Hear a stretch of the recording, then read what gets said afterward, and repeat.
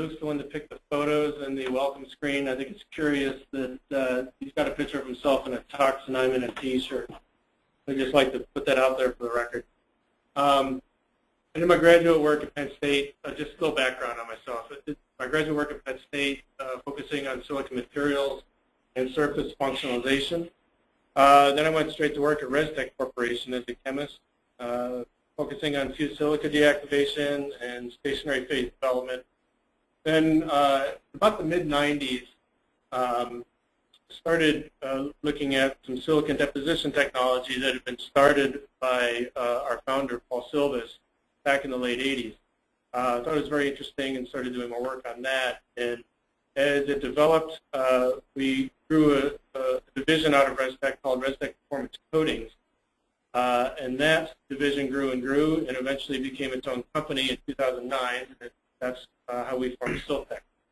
Excuse me, Silcotech. So I'm the senior R&D scientist at Siltech. So just a quick outline on what we're going to try and cover here. So obviously the focus is on inert coating. So why do we need the inert coatings? What types of things should be coated, and also what cannot be coated, what should not be coated? We'll give a quick overview of the Silcotech technology that we're going to obviously be focusing on here. Talk about some of our capabilities. We're really going to focus on Silk-Inert 2000. It is our most inert coating. We have several others, but since really our focus is on inertness and we don't have an awful lot of time here, we're just going to stay on the Silk-Inert 2000 performance. And within the inertness application area, we're going to focus on about 3 different types of analyses just to highlight the performance of the coating. We're going to talk about sulfur, mercury, and ammonia analysis.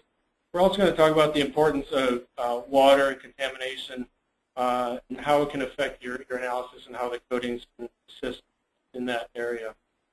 And then at the end, with whatever time we have left over, Luke's going to moderate a Q&A. We can also talk about some quick tips and best practices. We'll just see how much we have left over.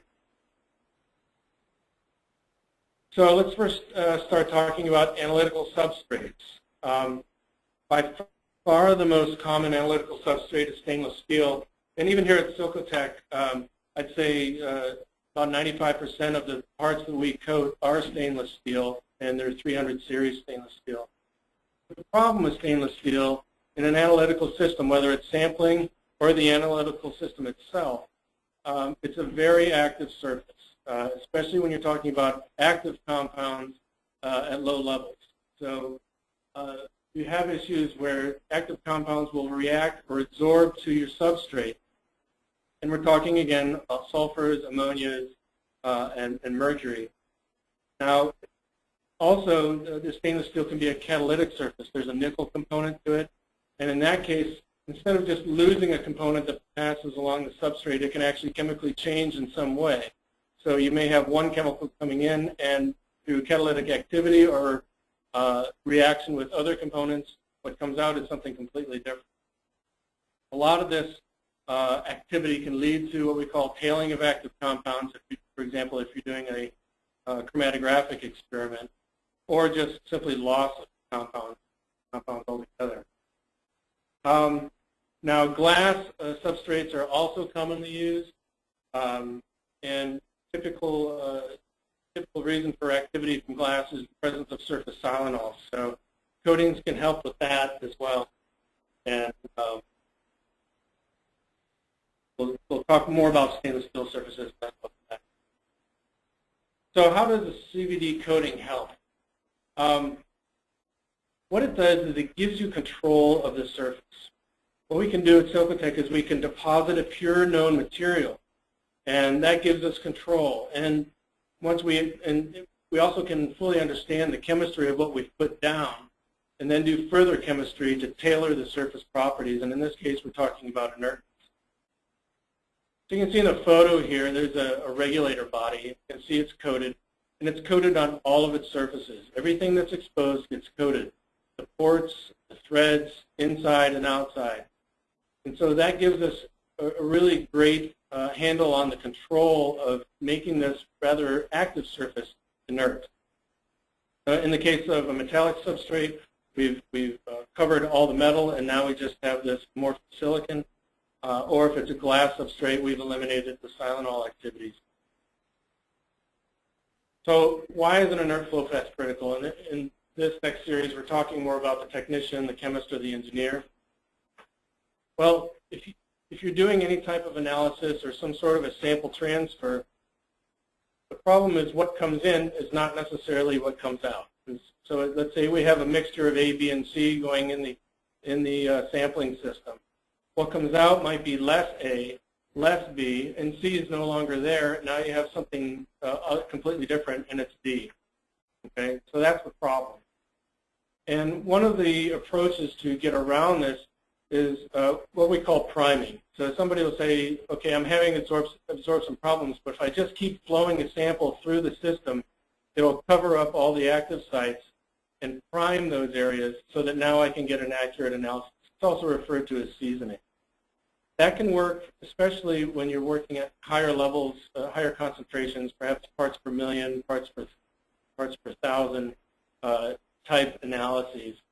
But the other problem is it's not a permanent thing. It's more of just a physisorb system where if you heat that system back up, it may desorb and you're no longer primed. So it's not really a great solution. So if you have this issue, you're going to have problems with downtime and yield. You might have to do retesting, and you're going to have problems with analytical accuracy. So with an inert system, you don't have to worry about that. You've reduced that downtime. You've improved the yield. You don't have to do the retesting outside of maybe what the standard requires, and your accuracy is improved. It allows you to trust your sample, eliminate false negatives, and get a reliable sample. For example, from field to lab. A lot of people are doing sampling out in the field.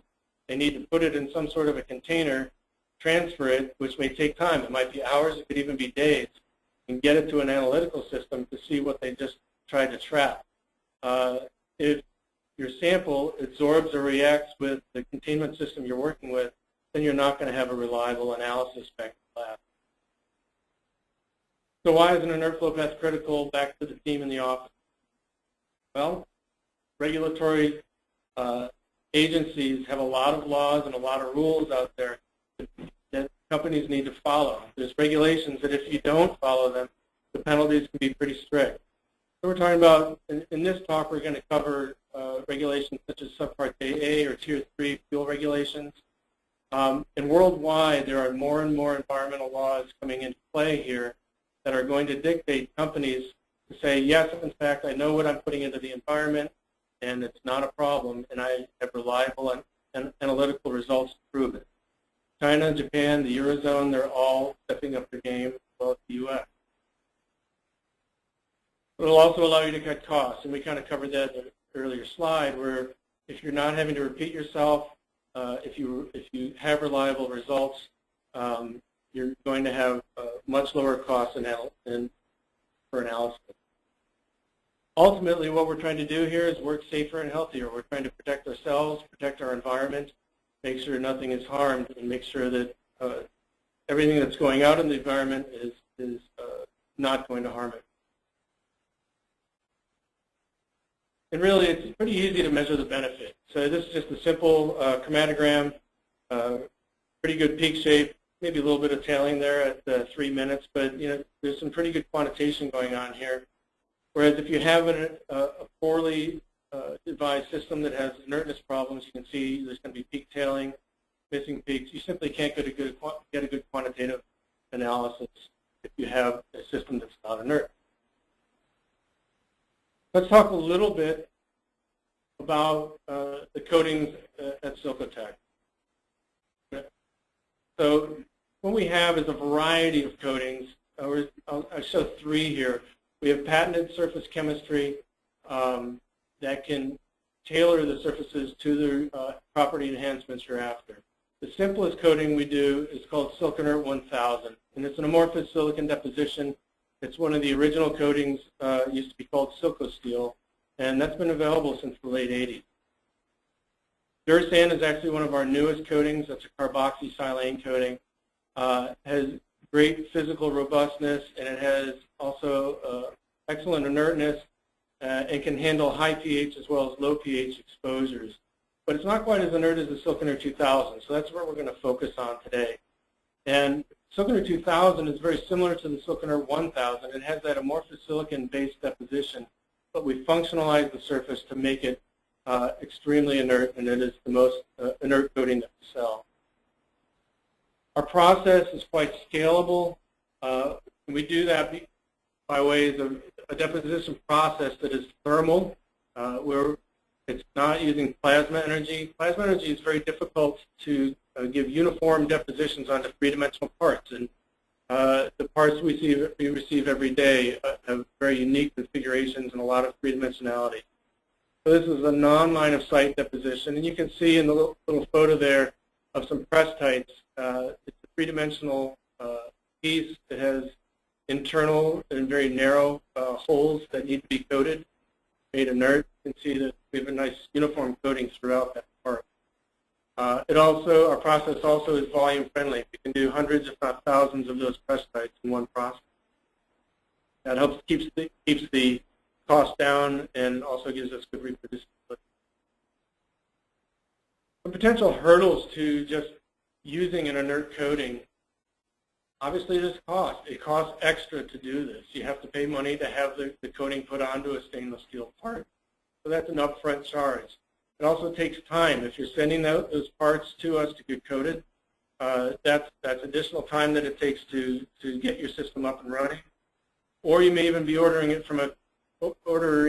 coated parts from a company that then has to send the parts to us to be coated and back to them. Although we're working with a lot of companies on stocking requirements so that when a part is ordered, it's coated and ready to go. So the question is the results worth it? Is the inertness worth it to pay for the investment in time and cost to make these analytical systems work properly? Just a quick overview of how a part is coded. We receive parts in from either a supplier or from the end user. Everything gets documented digitally. We inspect for possible damage as well as the count of the parts.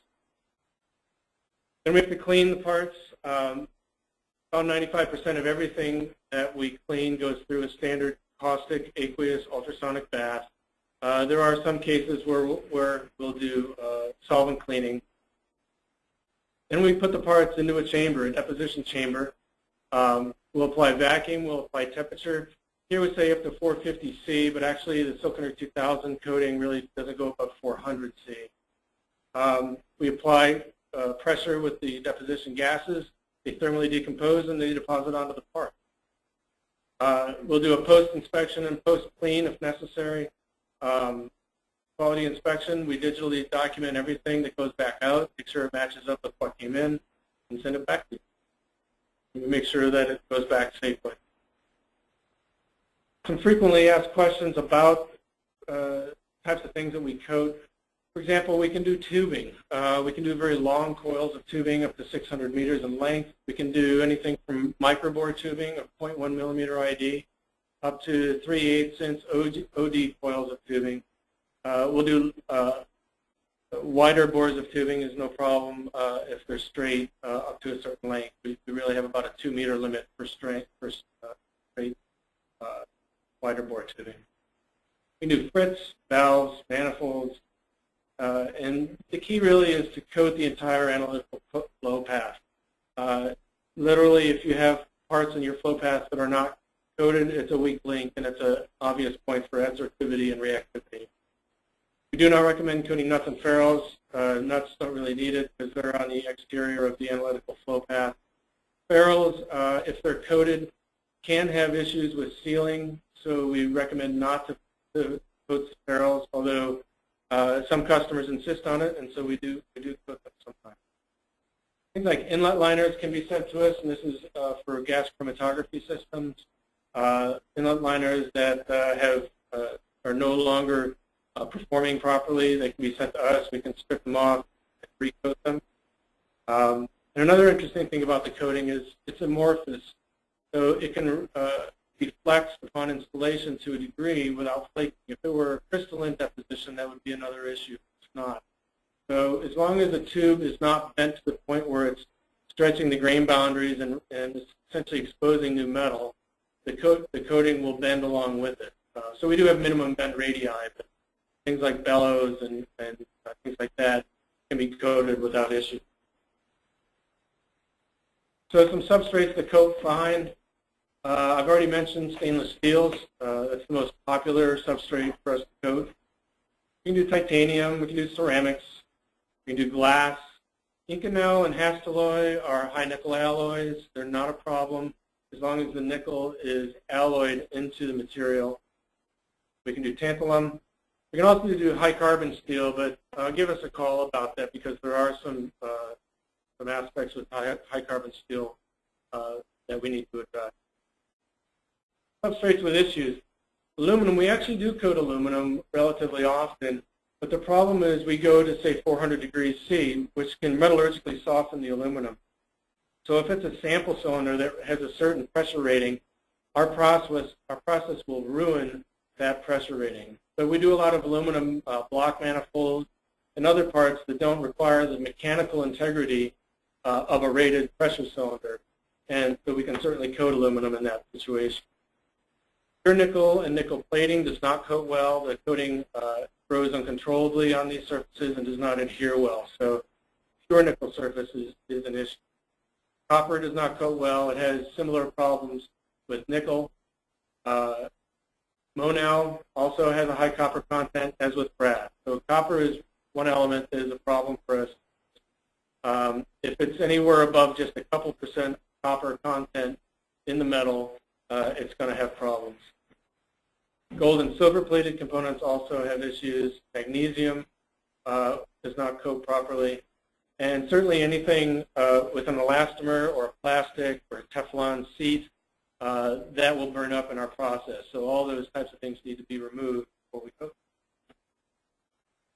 So what is Silconer 2000? This is just a spectroscopic illustration of what Silconer 2000 is. This is a depth profile using Auger electron spectroscopy. If you look at the x-axis, it's 0. What you're doing is showing what types of elements are right at the surface. Okay, so you have a little bit of silicon and oxygen, so there's a native oxide layer there. And as you sputter down through the surface, going from left to right, you can see that it's really just pure silicon and nothing else. Get down to about 2,200 angstroms in depth in the coating, and the silicon signal starts to go down while the iron, chromium, and nickel comes up. So you're starting to see the substrate interface here, and we call that a diffusion zone. So in this situation, you're seeing how our coating literally diffuses into the top couple hundred angstroms of the substrate itself. And that's really our adhesion mechanism onto a stainless steel surface. I liken this to the difference between masking tape and Velcro. With something like Teflon, that's similar to masking tape, where you've just chemically bonded to that surface, but it can peel off under that condition. Whereas with the Silconer 2000, it's more like Velcro, where the fingers of the initial deposition of the coating are actually penetrating and diffusing down into the stainless steel and growing from that point out. So we don't have flaking issues, we don't have delamination. So let's get into the meat of this, which is talking about the sampling, some examples showing the inertness of the coating. I'm going to first talk about sulfurs, and so many sampling systems and analytical systems have steel in them. It's predominantly stainless steel. Tubing, probes, valves, fittings, even manifold systems and transfer systems within the analytical systems themselves have steel in them. Okay? So if you're analyzing sulfurs, we already talked about this a little bit, you can prime a system if you're analyzing sulfurs at a high enough concentration so that it does not have adsorptivity problems. You can reach an equilibration point at the higher concentrations, but again, it's not permanent. If you're going to go to parts per billion level concentrations, you cannot make a system inert through priming. It's just not going to be possible. So coatings are a great way to improve this, and obviously that's what we're trying to focus on. The other thing is we found that the smoother the steel surface is, the better. So electropolishing can really pay off here. And you can kind of think about it in a way that if you have a rough stainless steel surface, there's going to be so much active sites per unit area of that rough surface. If you smooth it out, you're simply going to have less active sites on a smooth stainless steel surface. So then you go and coat over that, and that's the best of both worlds. Copper and brass. We already talked about this. It's a big no-no for many reasons. First of all, if you're pricing out a system, you know, a lot of times you can order a valve or a fitting in a brass material, and it saves you a lot of money. The problem is it's extremely absorptive to sulfur, and you really can't trust any system that has exposed brass or copper in the sampling or analytical system. The other problem is we can't coat over those materials, so you can't send in these copper or brass components hoping that we can make it better. Some data and a reference here that talks about the problems with Monel, which is a alloy that contains about 40% copper. A study done by Hassan from Schlumberger was looking at 50 ppm sulfurs. That's pretty high concentration these days, and found that it was being scavenged in the Monel tubing that was being used. We mentioned Monel because it's commonly used in processes where there's HF streams. It resists HF pretty well. Instead, we recommend using a Hastelloy material, then we can coat over the top of that, and that gives you the best of both worlds, a substrate that resists the HF as well as the Inert 2000. So this is a slide that we've had around for a long time, but it does a great job of highlighting the inertness of a sulfur sampling system when looking at very, very low sulfur components. And we're looking at 17 parts per billion concentration of hydrogen sulfide, which is one of the most difficult and most active sulfur components to try and analyze. And this is extremely low concentrations. It's near the lowest. Basically, the sulfur chemiluminescence detectors are not capable of analyzing much lower than single-digit parts per billion of sulfur compounds. So we're at the analytical limit. So we're looking at 304 stainless steel sample cylinders, 500 mil volume. And we're charging these sample cylinders at this concentration on day 0 and doing an analytical sampling. You see on the left-hand side of the graph, day 0, those are our starting points. And we're looking at the response of H2S relative to a non-absorptive compound of dimethyl sulfide. So we let the sample sit for 24 hours, and a day later, take another sample into the analytical system and see what we can pull out. You can see with the Inert 2000 coated sample cylinders that we have very good retention, or release, I should say, of the H2S from there. In other words, it's not sticking to the walls of the cylinder. We're able to get it back out into the sample system. Whereas with the uncoated stainless steel cylinder, we have 100% absorption of the H2S. You can't get it back out. Where this is really important is if you're taking a field sample and your analytical system is a couple hours, if not a couple days away, you can take this sample, hold it in there, get it to the analytical system, and still get an accurate analysis hours, if not days later. Whereas if it's an uncoated system, you're not going to get a reliable sample at these low concentrations. Now that's for a static collection situation. What about flow-through? Well, there was an experiment done where we're flowing a sulfur component through 100 feet of 1/8" tubing, and the comparison is between standard 316 tubing, which has a relatively rough interior, electropolished 316 tubing, and then silk inert coated on top of the electropolished tubing. We're going to compare those. We're looking at a 0.5 ppm of methylmercaptan flowing through in helium. Using SED detection, this study was done by Shell Research over in Amsterdam. And so what we're seeing here, going left to right on the graph, at time 0, we're flowing just standard helium through the tubing, through 100 feet of tubing. And then we switch over to that helium having a half parts per million of methylmercaptan in it. And it takes a while for that sample to flow all the way through the tube to the detector, and it's really just a couple minutes. And you can see how in the red line, the response to the methylmercaptan is immediate, and it's equilibrated immediately. So you have great response where there's no holdup of methylmercaptan through that entire length of tubing.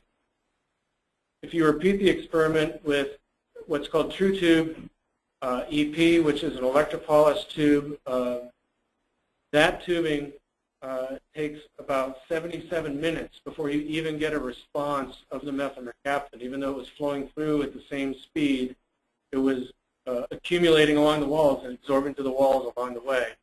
And then it takes another, I don't know, it's not until about 126 minutes where it's equilibrated up to the same level as the coated tubing. If we go to a rougher tubing, that takes about 92 minutes before you even get a response, and then it's about 167 minutes before it's close to being equilibrated. So this really highlights the advantage, the time savings, and the reliability of the coated tubing when you're doing a flow-through experiment. Someone might think, well, it's just going to eventually prime up. Well, it does, but it takes a long time. So just some major applications with the Silconer 2000 coating. Subpart JA and refinery flare gas testing is a very common use currently. We'll also talk about propylene catalysts, the poisoning of propylene and ethylene catalysts. Some oil and well downhole sampling is a common use. We'll talk a little bit about coal-fired burners and ammonia slip, as well as Tier 3 gasoline and diesel regulations. We'll talk also about the impact of moisture. So in refinery flare gas, there was a study done back in 2011 by Davidson where he was trying to determine the best way to sample refinery flare gas. And the study was done over the process of a year to make sure that they had good stability. This was done under the California Rule 1118, which is now the direct predecessor to the Subpart JA regulation. They did see great stability over a year of their reporting period. They didn't see any impact on upsets or system performance with what they eventually came up with. They're monitoring total sulfurs from 1 to 150 ppm. And they also learned that the vent gas needed to be measured in the middle 50% of the flare with a coated angled probe to get the representative sample. Really what they found was the most important part of this was that they had stable instrumentation, a heated sample system, and the inert coating to make it all work. So these lessons were applied directly to the Subpart JA demand, so that they require heated transfer lines. You have to consider your surface finishes and the metallurgy and to coat that, and also the effects of HF or not HF. I mentioned that earlier. So it is possible to achieve the regulatory standards and provide the stable performance with the use of these coated systems. For ethylene and propylene production, a study was done by Viola et al. He's from Equistar, and the rest of the team was at Air Liquide. This was a study done a while ago, but they were looking at sulfur contamination that causes catalysis poisoning, which of course reduces the yield. They're looking at H2S and COS as the poisons. The problem with COS is that in their furnaces it was being converted to H2S, and that was killing the catalyst. The poison levels are actually pretty low. The propylene, they're concerned with 10 ppb COS, 50 ppb carbon disulfide, and 1 ppm of dimethyl sulfide. And their manufacturing specifications were at 50 ppb for H2S and 20 ppb for the COS and the propylene. They found that the inert sampling systems were necessary so they could tell whether or not they were going to have problems with catalyst poisoning. Next, we're going to talk a little bit about mercury. Mercury is an obvious growing concern in the environment. Tons of it is put into the atmosphere through coal-fired power plants and natural gas production systems. And companies are currently using continuous mercury monitoring systems. And those systems are actually being plumbed with our tubing and our coating components with our coating in order for the monitoring systems to successfully monitor mercury. So for mercury in coal flue gas, it's from the boilers. It's currently a monitored pollutant, and the same with petro activities, they're monitoring it. The problem is with mercury, it oxidizes and it becomes extremely absorptive to stainless steel surfaces. It's impossible to analyze with that absorptivity. So the coatings need to be applied to sample probes, transfer lines, and filters. And a study done by LAN just last year showed that in order to get 100% transfer of these absorptive compounds, they had to use coated transfer lines. Here's a little bit of the study. They're looking at a 5 parts per trillion mercury standard, very low concentration standard that was applied by Spectragas.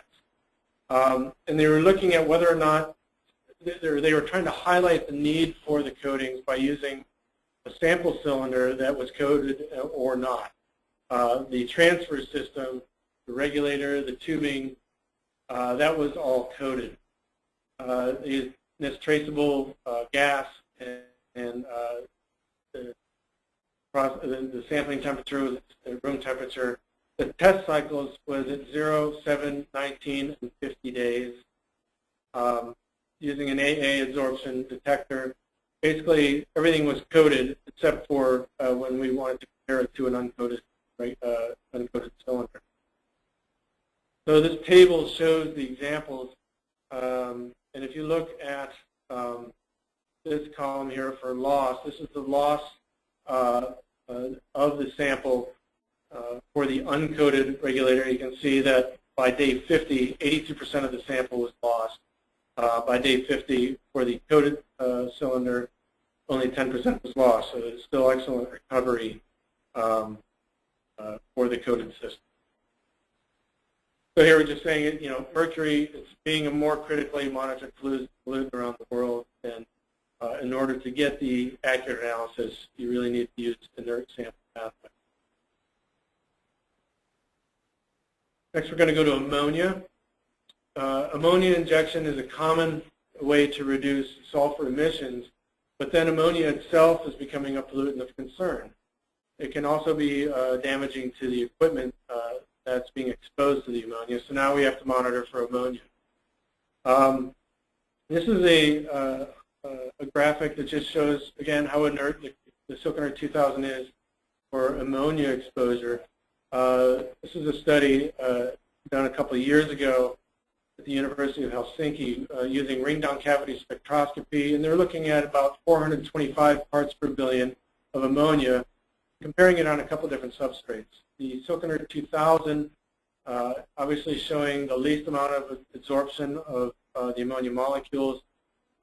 Next up was the electropolished 316L. Curiously enough, the Dursane coating did not perform well. That was certainly to our we weren't happy to see that, but it's disappointing. But so that's why we do not recommend Dursane for this application. But it is something we're actually working on. We're seeing if we can improve the inertness of Dursane so that it would be acceptable. And of course, the rough 316L was the worst performance. Tier 3 fuel standards currently requires, for example, gasoline to have 30 ppm or less of total sulfurs. Starting in 2017, that's going to go down to 10 ppm. The priming tricks just aren't going to work when you start getting down to those low concentrations of analysis. So coatings are going to be playing a more and more important role as these regulations require lower and lower sulfur standards. So again, things to coat for sampling and analytical systems for this would be probes, tubing, metal filters, cylinders, regulators, fittings, and valves. And it's important to get ready for this now so that when the regulation 2017, the analysis can be accurate at that time. Last thing we're going to cover is the impact of moisture. When moisture is present in sulfur sampling systems, it can cause a degradation or loss of the sulfurs that you're trying to measure. You can see that with a dry sample on the left-hand side of this graph here. Between day 1 and day 14 storage, the dry sample still looks pretty good. You're able to recover, looks like about 88% of your sample after 14 days of storage. This is at 50 ppm. But then if you go and put moisture in that same system, after 14 days, it drops significantly. And what we're showing here is that moisture is all around us. It's in the air we breathe. It's going to be in the sampling that you're going to perform on an effluent. And it can affect the accuracy of your analysis, and it can accumulate. So if you have a surface that holds on to that moisture, it's hard to get rid of it. It's hard to dry that back out. So if you have a surface that is more hydrophobic and doesn't hold on to that moisture, then it's easier to clean things out and get them dry. So that's what we're trying to show in this graph here. And this is what we call a dry down illustration. And so we're flowing a stream of nitrogen that's contaminated with 1 parts per million of water. And you can see that on the left-hand side of the graph here, everything is at 1. That's our starting point. And then we switch to a totally dry gas. So we eliminate the water.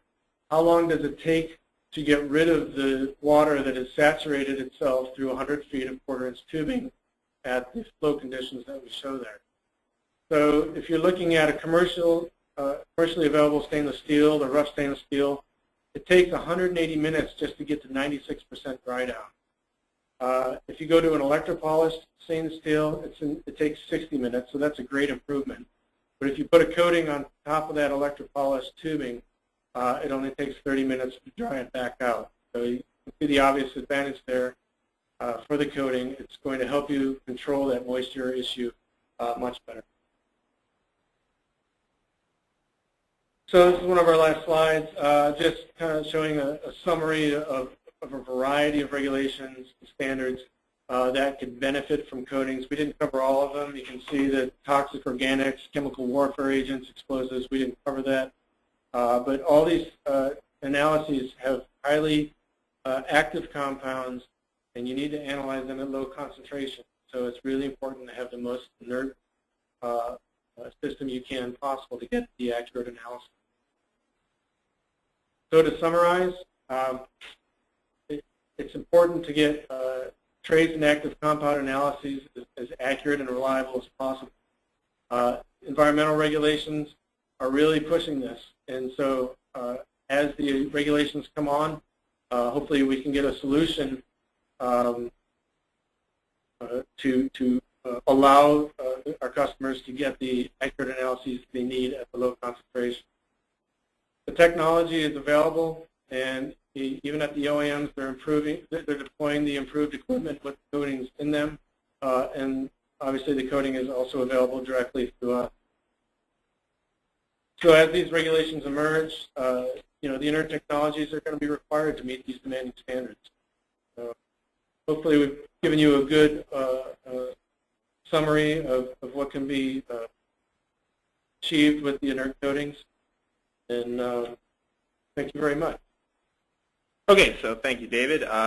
We have had a few questions come through throughout the webinar, so thank you very much for participating. I did respond to a few of them publicly, as well as some privately. David, I'm going to have you address one good question we had. Many have suggested that coating is not nearly as important for liquid samples, so like the low sulfur gasoline that you had mentioned, as compared to gas samples. Could you comment on the need for coating, or not the need to not coat for liquid versus gas? I thought that was a good question. Well, it's an excellent question. I'm not so sure I have an answer for that, because most of the sampling that we have ever tested has been with gas samples. You know, we have done some testing of the need for coatings, for example, in HPLC hardware and that sort of thing. In that type of an experiment, it's more important that the stationary phase is good and stable and not absorptive than, say, the walls of the tube. And it's just because there's such a huge difference there between the surface area of the stationary phase versus the surface area of metal tube that's housing it. We did see some need, again, in an HPLC type experiment with some really absorptive compounds, and it was so long ago I can't even recall what we were analyzing. But I apologize that I don't have a good answer to that, since most of the sampling that's being done is, you know, atmospheric sampling or flue gas sampling, or sampling the air, or you're sampling a process stream that eventually gets volatilized and transferred to an analysis system that looks at it in the gas phase. So great question, and if we can address it better, perhaps at a later date on our blog or on our website. Thank you. Another good question that we actually plan to cover with some Q&A slides later, but one question is, how do you recommend cleaning vessels with the Inert 2000 coating? Okay, we have something. We do have something. Here we go. So what can we use to clean coated components? Basically, any standard organic solvent that is, you know, that can be used. We recommend things like alcohols or water if you're dealing with polars. Non-polars, things like hexane, pentane. Methylene chloride is great if you can use it. You know, tetrahydrofuran, toluene, all those types of solvents do not harm the coatings. For the Silco coatings, meaning the Inert 1000 and 2000, if you expose it to something that's high in pH caustic, that will actually attack the amorphous silicon coating and make it more active. So we do not recommend, you know, an aqueous solution of, for example, that's high in pH because it's got sodium hydroxide in it. That's simply going to attack the coating and hurt it. So we don't recommend the use of basic caustics in the coating. And we've also had many people ask about steam. Steam is certainly damaging to the coating, so you wouldn't want to use steam, especially with Inert 2000. Steam, it doesn't necessarily cause a visual loss to the coating, but with certain compounds, we've seen some activity issues arise when exposed to steam. In particular, some like brominated compound issues. 2000. All right. Another question is asking about the wear resistance of Inert 2000. So if the part is subjected to abrasion from moving parts, you know, often like a valve, that's actually one of the reasons we developed the Dursan coating. So maybe, Dave, you could allude a little more on. Sure. Yeah, the Inert amorphous silicon is not a very hard coating. It's, if you do wear testing compared to, say, a stainless steel surface, it doesn't perform as well as the stainless steel. Whereas the Dursan actually performs, it is harder and has a higher wear resistance than the stainless steel. So that's a definite advantage of the Dursan coating. It just doesn't quite have the inertness at the really low levels of analyses that the Yeah, we have time for maybe one or two more questions. Here's a good one. Is the higher than expected absorption of ammonia by Dursan a chemical characteristic of Dursan, or is it a coating process issue? That's a great question. I think it's more from a chemical perspective. The coating, the completeness of the coating between the two is certainly equivalent. We have good complete coating. And actually, you recall the photo of that regulator body where I was showing the nice complete coating, that actually was a tersaint coating on that body. So we think it's really more of a chemical issue, and that's how we're addressing the solution. And we have made some improvements there, but not something we're ready to release yet. Okay. Lots of good questions. Thank you, everybody. We got another good one, very common part that we coat here at Silcotech all the time. Do you have any comments on coating VCR type fittings? And obviously they have some sensitive components that coating would be a concern. Is there anything that? Yeah, I know we coat VCR all the time. One of the most common fittings we actually use in plumbing our ovens and our systems, and connecting when we connect our deposition chambers, we use VCR fittings. We also have done studies where we look at coated VCR fittings before and after they've been used, make sure that the coating is still adhering to the sealing portion of the VCR fitting. That's actually something that we're going to be publishing here as a white paper, probably with. So look for that on our website. We actually are doing a study on that right now, so that the coating works fine in the use of VCR. Great, thank you very much. Well, we are running short on time here, so I appreciate all the questions that we still have. I will be sure to get to them privately following the webinar. We will be emailing this broadcast, the recording with the audio as well as the slides to everyone who's attended today. So be on the lookout for that, your email inbox by tomorrow. And should you have any feedback at all, we'd love to hear from you. This is our first webinar, so we want to know what we've done well and what we can improve on, because there will certainly be more in the future. So we appreciate you attending, and we hope that this was insightful for you and that you learned a lot. And we hope to see you again next time. Thank you very much. Thank you very much. Have a good day.